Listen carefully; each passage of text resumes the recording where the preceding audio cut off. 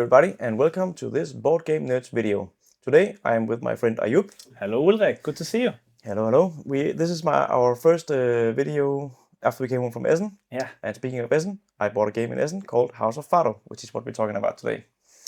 This will be the first of our videos that is a first impressions video. What this means is that we just played the game. We still have it on the table. You will see it in a minute. And we would like to give you our initial first impressions of the game. We didn't want to film it because, there's always a little bit of looking up in the rules and stuff, but we want to give you our raw experience of the game.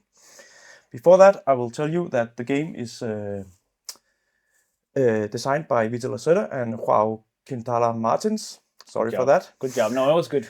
It's published by Eagle Gryphon Games. It's a 2025 game. It was available before Essen, but I bought it at Essen. It was my most anticipated game, if you saw our video with that. The box says 30 to 60 minutes. That's probably a stretch. We were 1 minute and 40, 1 hour and 40. Yeah, and it was our first play, but we'll talk more about that later.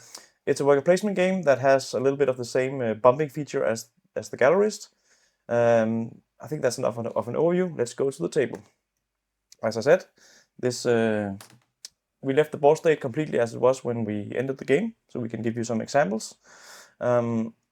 Before we get going with our opinions, I'll just give you a very brief overview of how it plays. It's by no means a how to play, just so you know a little bit about what's going on. It's I don't know anything about Portugal or music, but this is a music-themed game. We have our own cafes in Portugal, where we're running Fado music. Overall, you place a worker in one of these 7 worker placement spots. And if Ayub goes and where I am, he's not blocked, he can go here, but I will get to choose one of these benefits. What they do, we will get back to later. But you can always go to any place on the board, except where you are yourself. Then you get a small benefit. And the one special thing about the game is there's no reset or rounds or anything. You just take action. And one of those actions can be to close down your cafe. And then depending on the state of your cafe, how many customers and musicians you have, you will get some money, maybe some points or some benefits you can use later. Overall, there are 3 different types of actions on the main board. Up here, on these 2 actions, you can hire new musicians. They will cost a certain amount of money, depending on their fame and stuff. Down here, there are customers walking the streets, and you can get those customers into your tables. The colors matter, but we'll get into that. And then down here, basically, is all your point scoring activity placement spots. There's 3. You can write new music, or you can promote your musicians so they go out and play it for the public, but they gain you points. Or if you bump them up to the maximum level, you get them over here. I think that's enough of an overview to get started. As well. Like I said, this is not a playthrough. This is not a how to play, just so you know a little bit about what's going on. You prepared a little bit of a structure for us. So some questions indeed. Lead it in. Thank you for the brief overview. And of course, if you want us to do a proper overview, like a full something later on, write it in the comments and stuff, and we will do it if that's what our community wish for. So thank you, Ulrik. I think that was perfect to get us started off. The first thing we want to talk about is presentation, and then we go into some other categories afterwards. But the presentation of the game first and foremost. And I'll just start off right here. For me, I feel like it was like a fine balance because it does look nice with the musicians and, they having the Dion and this like night, when you go into a place and eat dinner at nighttime, that's what you have. But at the same time, it's almost going to like a little bit of a childish look. Okay. In some aspects, it does. And maybe that's for the better. I'm not really sure how I feel about that yet. This is my first time, of course, for both of us. But I've found that to be a fine balance. But at the same time, maybe that's good for you to not feel like it doesn't look like a super heavy game if I just walked by and I saw somebody play this, which it doesn't have to. I like the music notes. I like these tiles. The workers are nice. Everything is nice. But it's just like I was unsure about how I felt about that. And I still am. I don't dislike it. But I also don't love it. But I think it looks nice overall. How do you feel about it? Yeah, I think I'm a little bit more on the positive side. I don't know. When we're talking presentation, we're talking how it looks, not in terms of. It also ties a little bit into graphical design, right? Are the icons readable and stuff? I think it's beautiful. I have never been to Portugal, but I can imagine, walking the streets, Mediterranean. It's a warm night. It's dark. I think if you removed all of the icons, this would be a nice picture to have on my wall. That's I think. That's true. The downside to that is that they can overpower the. When you first look at the board, it can be hard to see where is the icons, where is the artwork. But I think once you get playing, it's pretty obvious where to look. Yeah. I do think for me it's also on the positive side. I was just not like, whoa, this is not something I would go directly, but what is that? But I'm still happy when I play it and how it looks like. Yeah. How do you feel about the fact that the point tracks were night lamps? Honestly, I didn't notice until now. Okay. I was a little bit confused that the track didn't go around the board, but I had to go here, and then I had 25, 30 points, and I was looking over here. Yeah. Small detail. Yeah. But you're used to Euro games going around and around. Yeah. When you're in the reading order, this also makes sense, but small detail. Yeah, it can be confusing if you are sitting around the board and you're like, oh, that person, how much in lead?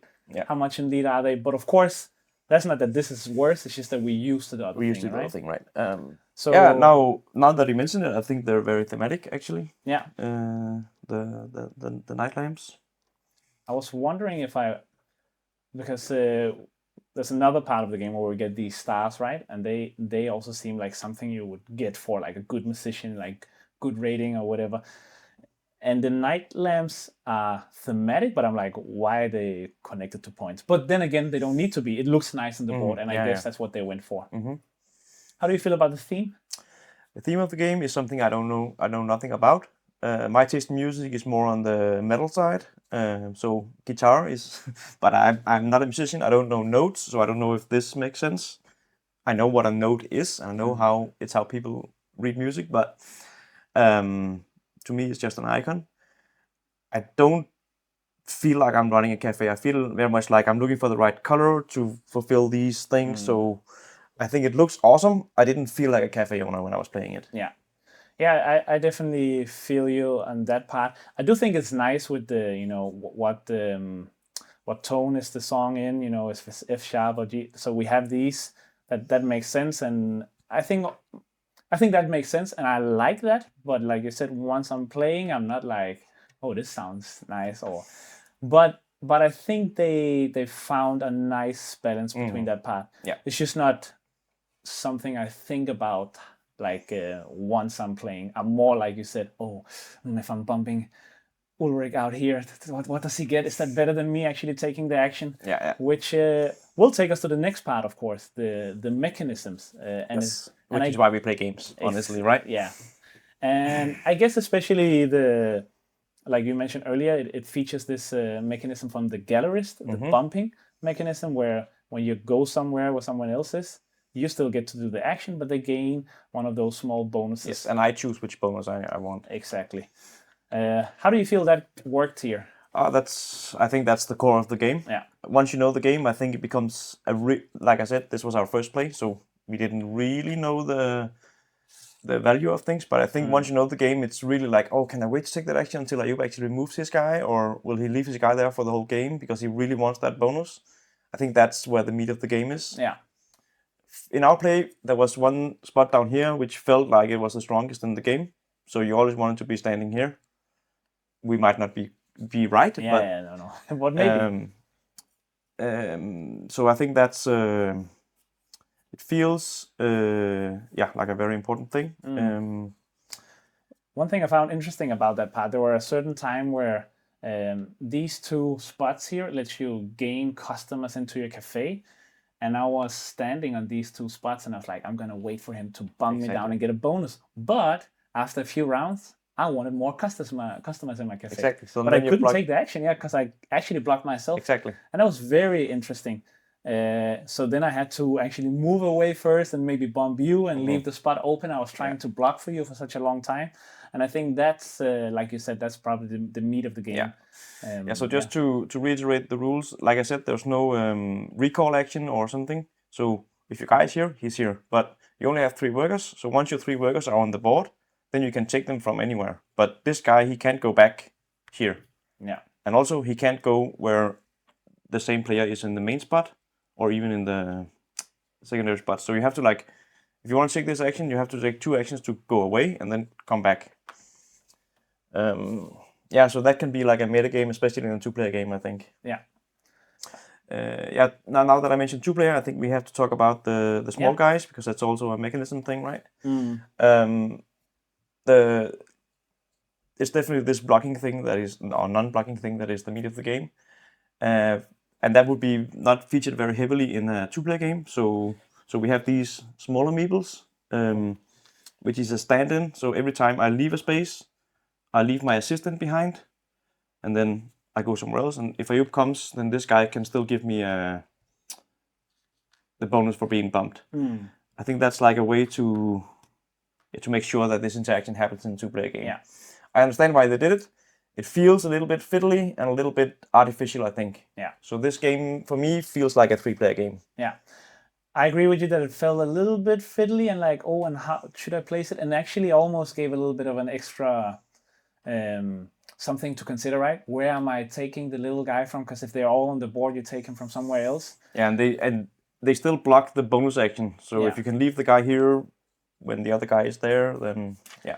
I think, like you said, I like that they did it, because we could still play it as a 2-player game and enjoy it. The next time I play it, I would even say I think it's a 4-player game. Yeah. I think having, this feeling of you being bumped and bumping people all like all at the same time all around, and I just really see this being a 4-player game. But 4-3, I'm down to try both. I feel like with the amount of spaces, I feel like the board will be full even at 3 players. Yeah. So of course you'll be bumped more in between your own turns in a 4-player game, but I feel like in a 3-player game already everything will be full.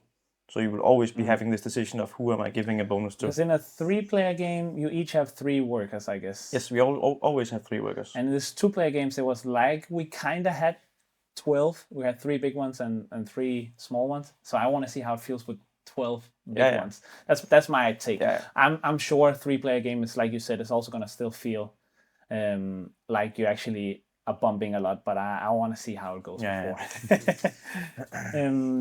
How do you feel about the playtime? Playtime, we were 1 minute 40, we timed it. It didn't feel that long, I think. We also had a little bit of downtime because we were looking up the rules. I read the rules before Ayub came, but as always, when you play a game for the first time, I think it felt appropriate. If you get it to an hour 15, I think it would be a good length for this game. And talking about length, maybe we should talk about how the end game triggers. Yes, that's part of the game length, right? That's a part of how it feels. This is a way that I like to.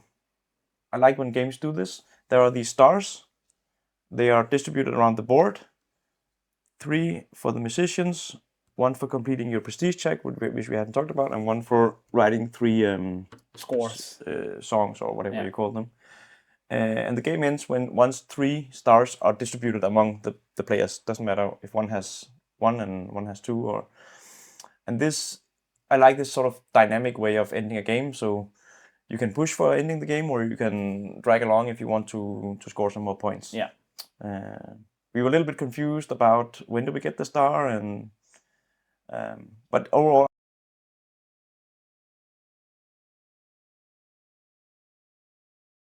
And you got stars from different areas, which sometimes would make you feel like, okay, should I try and go for the star there?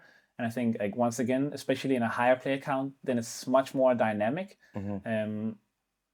I would have to try it more to see how I really enjoyed it. It almost felt a little bit like towards the end, I was like, oh, already?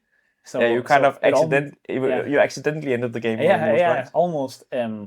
But I do agree with you. It's a nice way to because it brings tension already when the first star is taken. Yes. And everybody's like, only 2 more stars to go, and I do like that as well. Because all of them are something that will happen towards the end of the game.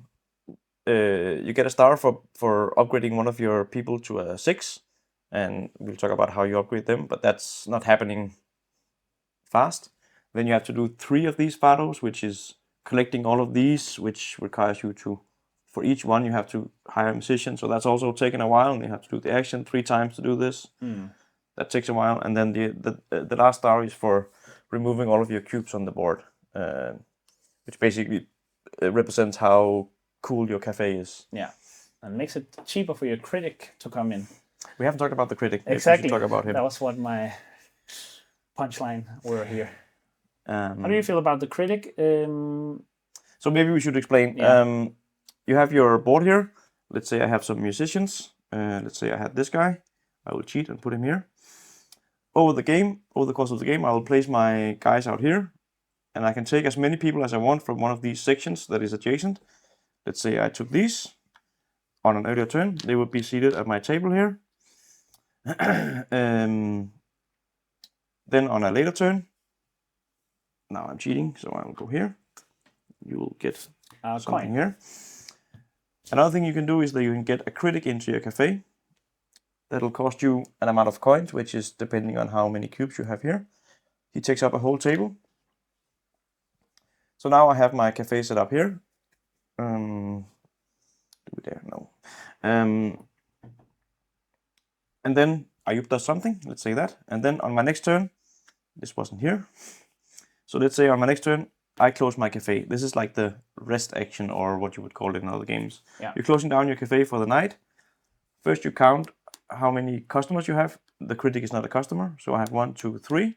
They pay me an amount of money dictated by this track, so 2. So I get 6 money for this. That's the people eating at my my tables. Then they will applaud the musicians. Yay! And the black meeples, they like singers. The gray guys, they like people who play guitar. And the gray ones, they like everything. Yeah, so the brown guys like the guitar players. Yeah, you said gray twice. Okay, sorry. Yeah. Then you need a certain amount of people to applaud to each musician in order for them to go up. This is a level 1. So he can be applauded by one person, and that will make him go up.